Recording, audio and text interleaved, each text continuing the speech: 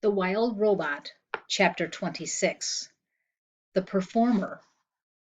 Up in the sprawling oak, the goose egg was peeping and wobbling around its nest. "Mamma, mamma," said the egg. "I am not your mother," said the robot. The egg continued peeping and wobbling until nightfall, when the gosling inside settled down to sleep, and the egg became quiet and still. The robot was about to settle into her own kind of sleep when she heard something in the underbrush below.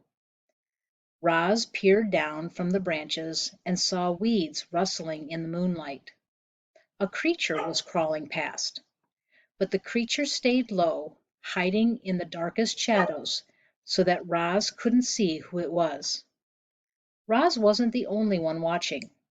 A pair of furry ears rose up behind a log. The ears belonged to a very hungry badger. He lay in wait as the shadowy creature came closer and closer, and when the time was right, the badger pounced. You might expect a creature under attack to run for her life or to defend herself, or at the very least to scream. But when the badger pounced, this creature just rolled onto her back, stuck out her tongue, and died. Not only was she dead, she was rotten, and the badger's face twisted with disgust. "Wuck! What a stench!" He pawed at the stinky corpse a few times and then gave up. "No, thanks," he grumbled to himself. "I'd rather eat beetles." And the badger hurried off to find a less disgusting meal. Had that mysterious creature been frightened to death? And how could her body possibly rot so quickly? Roz was confused, and the robot became considerably more confused an hour later when the dead creature's ears began to flicker, her nose began to twitch, and she rolled onto her feet and went on her way as if nothing had happened. The robot's voice called down from the tree. "Are you alive or are you dead?" The creature's voice hissed up from the shadows. "Who's there? Why have you been watching me?" "What you did was unbelievable," said Roz. "I could not look away." "Unbelievable, really?" The creature's voice seemed to be softening. "I thought perhaps I overdid it when I stuck out my tongue. I was certain you were dead." "Oh, what a lovely thing to say! Were you dead?" "Well, of course not. Nobody can actually come back from the dead. It was just an act." "I do not understand." "It's simple. I knew that if I played dead and really laid it on thick, that old badger would be so disgusted that he'd run off. And that is exactly what happened. We opossums are natural performers, you know." "So you are an opossum?" Roz's computer brain quickly retrieved any information it had on opossums. "You are a marsupial and are nocturnal, and are known for mimicking the appearance and smell of dead animals when threatened."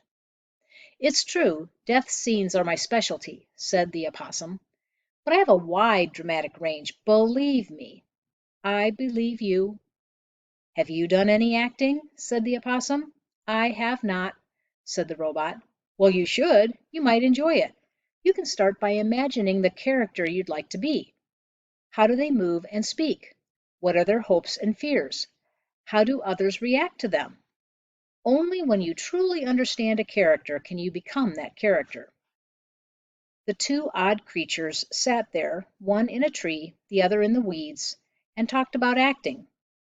The opossum went on and on about her various acting methods and her triumphant performances, and our robot absorbed every word. "But why do you pretend to be something you are not?" said the robot. "Because it's fun," said the opossum, "and besides, it helps me survive, just as you saw. You never know, it might help you survive too." Soon the robot's computer brain was humming with activity. Performing could be a survival strategy. If the opossum could pretend to be dead, the robot could pretend to be alive. She could act less robotic and more natural. And if she could pretend to be friendly, she might make some friends, and they might help her live longer and better. Yes, this was an excellent plan. Roz wasted no time and spoke her next words in the friendliest voice she could muster. Madam Marsupial, it would be a great honor and absolute privilege if you would kindly inform me of your name. Roz's friendly demeanor needed some work, but it was a start. Yes, of course, said the opossum. My name is Pinktail. And you are? Leaves gently shook as Roz climbed down from the tree. It is a very lovely pleasure to make your acquaintance, my dear Pinktail. A moment later, the robot stepped into the moonlight. My name is Roz.